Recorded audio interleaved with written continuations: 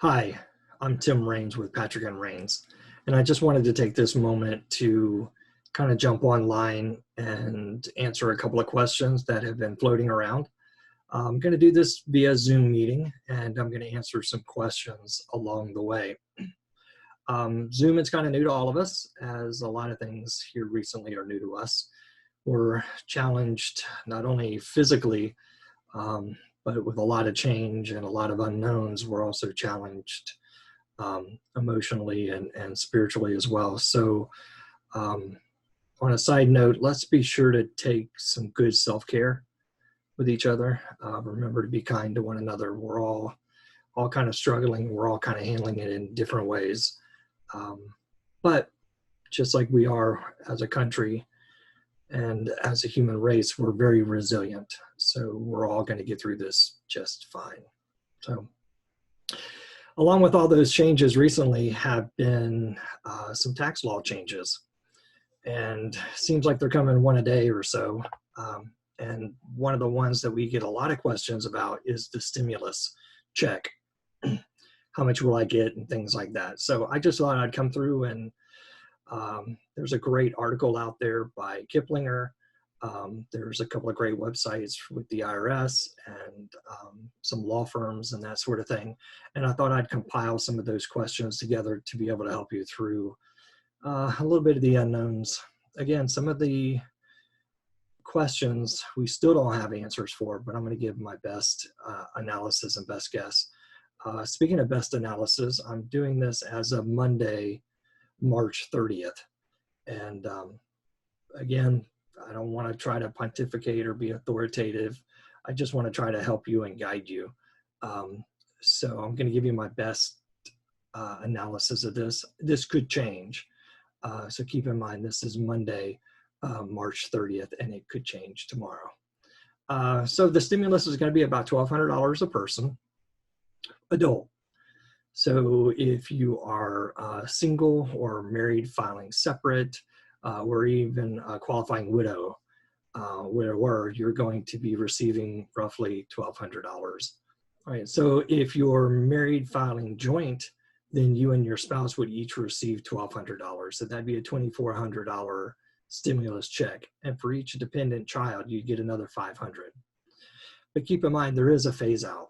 So if you're single, you're married filing separate, or you're a qualifying widower, then that phase out begins at about $75,000. If you're married filing joint, then as your income exceeds the $150,000 phase out, then the stimulus will go away. So that kind of brings a good question. What if you get married? What if you get divorced? What if you have a child? What about all those issues? The Treasury Department is going to base the stimulus on the last information that they received. So if you have already filed your 2019 return, they will base the stimulus on that return. If you haven't filed 19 yet, then they're going to base it on 18. So a lot of people are thinking, well, this could be a strategy for me.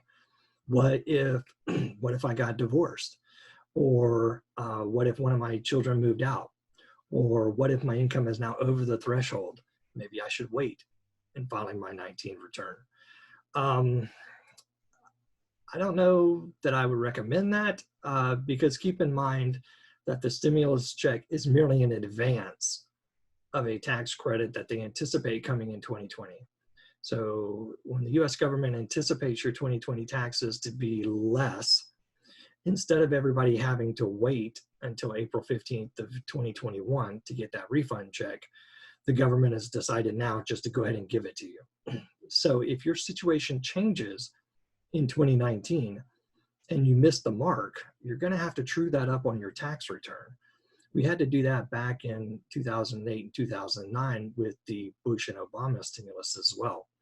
So just keep in mind that if your situation does change, you're not going to get more than you deserve because it's going to true up in the next tax return. However, there could be an opportunity if you have, for example, one of your dependent children are now out on their own. They no longer qualify as a dependent, but they've never filed a return before. Maybe it's good to have them go ahead and file a 2019 return so that they can get their separate stimulus check in the mail instead of them having to wait. So that leads to another good question. What if I didn't file in 2018 or 2019? For example, if my income was too low, or if I was on Social Security or SSI and my income was so low that I had no filing requirement at all.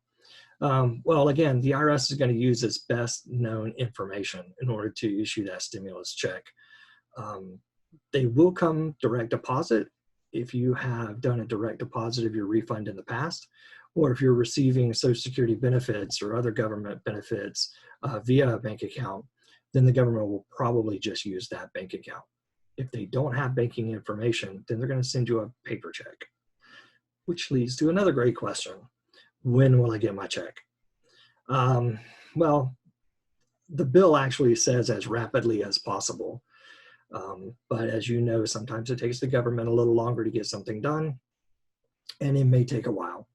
For example, back in 2008, it actually took several months for everybody to get their check. And understanding over the last administration over the last decade or so, we've really had a tightening up of the Internal Revenue Service. We've had a tremendous reduction in staff.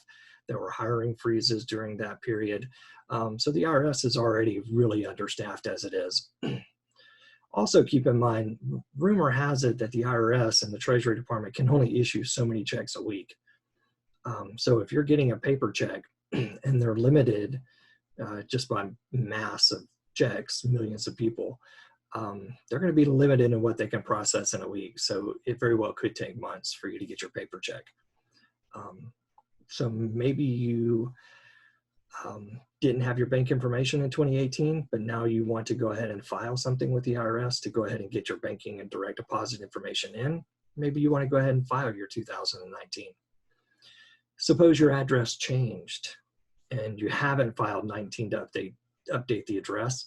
I would say let's go ahead and file a change of address form with the Internal Revenue Service so that they know your new address. Good question. Will the money be taxed later? The answer is no. However, keep in mind, this is merely in advance of a tax credit. So this is just giving you your refund early.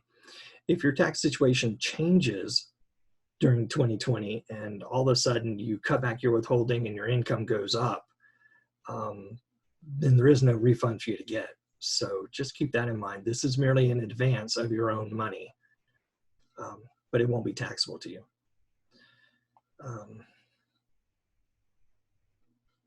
Another great question here. Will the IRS take my check if I owe back taxes? Typically, the answer is no. In the past, they have not held back stimulus money because you owed another government debt. So we're thinking that's going to be the same thing again this way. Again, if your check doesn't arrive, what they're anticipating doing right now is they're going to issue a direct deposit into your account, or they're going to issue a paper check. Then roughly about 15 days later, they'll actually send you another notice in the mail, like a remittance. And it'll say, here's how we calculated your stimulus. Here's how we issued it to you. If you didn't get it, please call this number. Again, this is going to be mailed to your last known address. So if your address is wrong, the paper check's going to go to the wrong place, and this notice is going to go to the wrong place. So again, you might want to file that Form 8822 and update your address. Last question is really on everybody's mind is, will this stimulus work? I think it will if we actually spent the money. Keep in mind that the government has done this before. The whole Cash for Clunkers program, and during the Bush stimulus in 2008, and then the Obama stimulus in 2009. If we pump that money back into the economy and we have that multiplying effect, then yes, I think this will spur on the economy. But keep in mind though that when Bush tried this, they went back and did an analysis, and they actually found that only about 20% of people spent the money.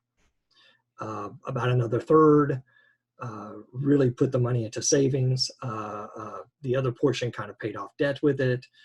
So keep in mind, if the vast majority of folks pay off debt with this money, or they pocket it and put it into their savings, then that's not pumping it into the economy. And we won't have that recovery as fast as what we're anticipating. So a lot of questions are still unknown. A lot of things we're still waiting on the Treasury to get back to us on. Lots of questions out there. But as we try to sort through those, I hope that we can be a resource for you and that you'll give us a call or keep watching the vlogs or our newsletters, and hopefully we'll be of help to you. Feel free to give us a call if we can help. Thank you so much.